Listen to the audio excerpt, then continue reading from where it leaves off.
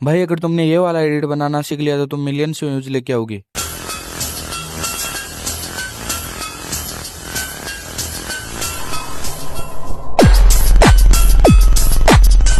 CapCut में बनाना बहुत आसान है। सबसे पहले तुम्हें अपनी वीडियो को कैपकट में इंपोर्ट कर लेना है और साउंड पर टेप करके ऑटो बीट कर देना और बीट के अकॉर्डिंग अपनी वीडियो में कट लगा देना। सेकंड क्लिप पर टेप करके स्पीड पर टेप करना और कर्व पर टेप करके कस्टम में जाना और सेम ये वाला ग्राफ सेट कर देना और बेटर क्वालिटी सिलेक्ट करके अप्लाई कर देना। देन इसके एक फर्स्ट में की फ्रेम लगाना है और एक लास्ट में की फ्रेम लगाकर जूम कर देना और ग्राफ में जाकर फ्लो टू वाले ग्राफ को सिलेक्ट कर लेना। देन ट्रांजिशन में टेप करके जूम स्वाइप इफेक्ट को सिलेक्ट कर देना। देन नेक्स्ट क्लिप पर टेप करके सेम वैसे ही की फ्रेम लगा देना और ट्रांजिशन पर क्लिक करके पुल आउट वाला ट्रांजिशन लगा देना और बाकी क्लिप में भी पुल आउट इफेक्ट को लगा देना।